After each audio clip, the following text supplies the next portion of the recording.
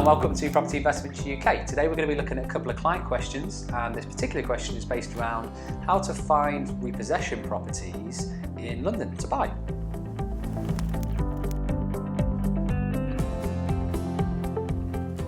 So the question is from Andrea, and it is, hello, I'm looking for help in buying a repossessed house in London. Can you please advise on how I'd go about this? Many thanks, Andrea.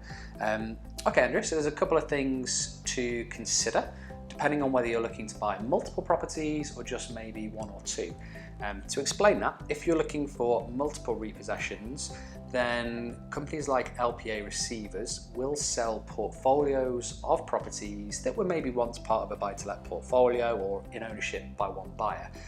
They're large bulk sales though, so you would need to, or you would be looking at buying a number of properties at one time. That doesn't suit many investors. So LPA receivers are one option if you're looking for a number of properties. If you're only looking to maybe buy one or possibly two repossessions over a period of time, then looking at the more traditional routes of estate agents and auctions are going to be your best kind of bet.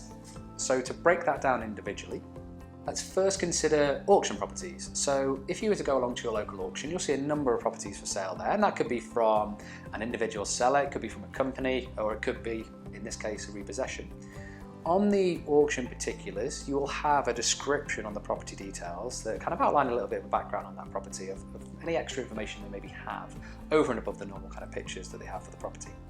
Now on there, what you might often see for auction listings is a statement or a comment along the lines of mortgagees in possession or for sale by the receivers. And that should give you an indication of what the background is on that particular property, i.e. it's a repossession, it's being sold as a repossession. So that's one way. The second way is using estate agents. Now very often it's hard to spot which particular properties are definite repossessions that are being sold by an estate agent. They don't tend to publicise it when they're first listing the property. So if you're trying to maybe scour an estate agent listing to see which ones particularly are repossessions, it might be quite difficult initially. But there are ways that you can spot if a property is a repossession, maybe a bit further down the line. So when they start showing pictures, you can try and pick out particular maybe images that might have tape over it or notices in the background regarding that property, water system being turned off or chattels needing to be collected within 14 days. They're typical kind of telltale signs that the property might have been in repossession. Other signs to consider with an estate agent on if a property has maybe been repossessed is things like the property description. So when the property has gone through a period of marketing, it has offers on the table, and one of those offers has been accepted, the estate agent is duty bound therefore to get the best possible price for that property, and as part of that process they usually put in a local paper advert and also change the description on the listing to say that they've had an offer of X amount and if anyone wants to come forward with a higher offer.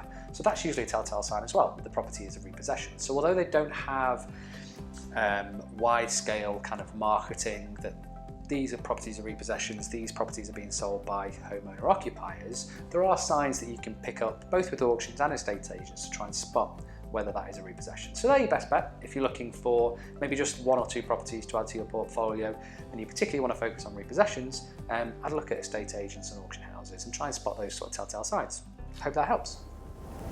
Thank you for watching this video. If you like this content and you'd like to join our free online property training course, we've got a link for it on this page. And in there we cover a range of different property strategies to help you get started, either building a long-term property portfolio or creating a cash-flowing property business. We also look at ways to increase your return on investment with any of the property you're maybe considering. And we also have a couple of cheat sheets and downloadable documents in there as well. Simply click on the link to join the free training course today.